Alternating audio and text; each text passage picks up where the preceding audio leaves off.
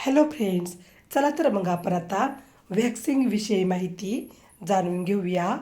एक, शरीरावरील अनावश्यक केस काढण्यासाठी थ्रेडिंग, व्हॅक्सिंग किंवा हेअर रिमूव्हल वापरावे लागते. व्हॅक्सिंग हा प्रकार महिलांमध्ये लोकप्रिय आहे. काही महिला पूर्ण शरीराचे व्हॅक्सिंग करून घेतात. 2, हॉट व्हॅक्सिंग, शुगर व्हॅक्सिंग व कोल्ड व्हॅक्सिंग हे केस काढण्यासाठी वापरले जातात. बहुतांश महिला पार्लरमध्ये जाऊनच अनावश्यक केस काढून घेतात. त्यामुळे शास्त्रशुद्ध व वेदनारहित केस काढले जातात. स्विमिंग करणाऱ्या, आखूड स्कर्ट इत्यादी घालणाऱ्या स्त्रियांना व्हॅक्सिंग जास्त जरुरी वाटते. 3, पाळीच्या 3 दिवसात व्हॅक्सिंग करू नये, कारण तेव्हा त्वचा नाजूक झालेली असते.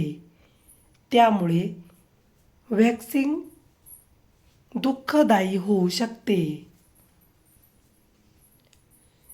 4, ज्या त्वचेवर सनबर्न असतील, काही रॅशेस वगैरे असतील तर व्हॅक्सिंग करू नये. जोपर्यंत त्वचा नेहमीसारखी साफ मृदू होणार नाही तोपर्यंत व्हॅक्सिंग टाळावे. नंतर बर्फाने शेकावे. वेदना होणार नाहीत. कधीकधी वेदनाशामक फवारे वापरून नंतर व्हॅक्सिंग केले जाते. त्यामुळे व्हॅक्सिंग वेदनारहित होऊ शकते. व्हॅक्सिंग करण्याआधी थोडी बेबी पावडर लावल्यास त्वचा सुकून व्हॅक्सिंगच्या पट्ट्या लावणे सोपे जाते. 5, घरच्या घरी व्हॅक्सिंग करत असल्यास बॉडी स्क्रबिंग करून मगच व्हॅक्सिंग करावे.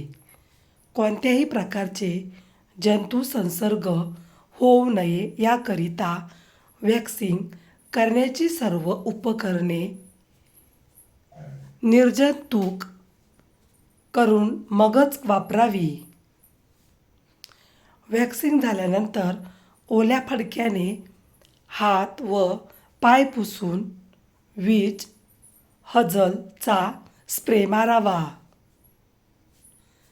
यामुळे त्वचेवर पुरळ येणार नाही, कारण हा स्प्रे जंतुनाशक आहे. व्हिडिओ पूर्ण बघितल्याबद्दल खूप खूप धन्यवाद. चला तर मग पुन्हा भेटूया अशाच नवीन व्हिडिओमध्ये. तोपर्यंत बाय बाय.